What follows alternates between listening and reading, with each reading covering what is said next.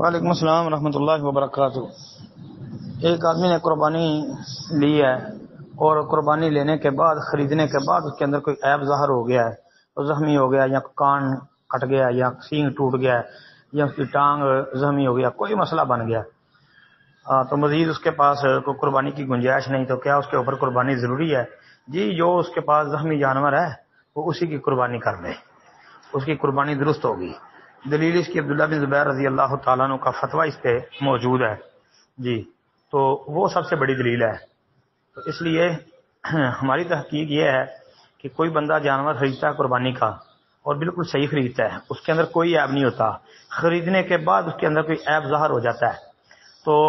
وہ زخمی ہو گیا یا کوئی بھی مسئلہ بن گیا ہے، پھر مزید اس کے اندر گنجائش نہیں ہے قربانی خریدنے کی، وہ اسی قربانی کو کر لے، اس کی قربانی بالکل جائز اور درست ہوگی، اس میں کوئی کسی قسم کی قباحت نہیں انشاءاللہ۔ اور اگر کسی نے دو جانور لیے ہیں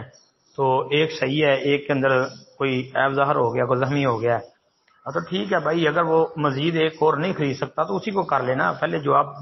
پہلے حصے میں دے دیا نا جی۔ السلام علیکم ورحمۃ اللہ۔ وعلیکم السلام ورحمۃ اللہ وبرکاتہ۔ لکھتے ہیں جی، ایک دمبا یا ایک بکرے کی قربانی دو آدمی پیسے ڈال کر کریں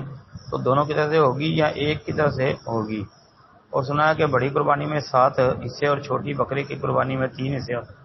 محترم بھائی، بات یہ ہے کہ بڑا جانور مکہ جس طرح وہ بندہ گائے لیتا ہے ویڑا، تو اس میں تو 7 آدمی شریک ہو سکتے ہیں نا، اس طرح حدیث میں آتا ہے کہ گائے میں 7 آدمی شریک ہو جائیں اور اونٹ میں 10 آدمی شریک ہو سکتے ہیں۔ باقی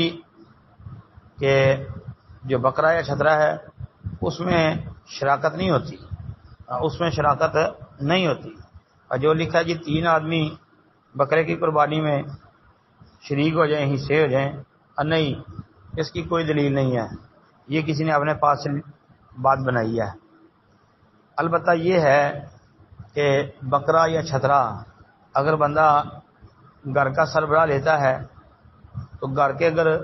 10 افراد ہیں تو سب گھر والوں کی طرف سے وہ ایک بکرا ہی کفایت کر جائے گا،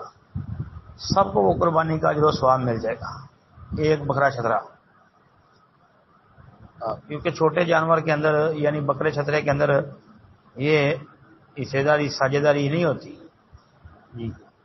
یہ جو ہے نا حصے وغیرہ یہ صرف بڑے جانور میں ہوتے ہیں، اونٹ گائے وغیرہ میں۔ السلام علیکم ورحمۃ اللہ وبرکاتہ۔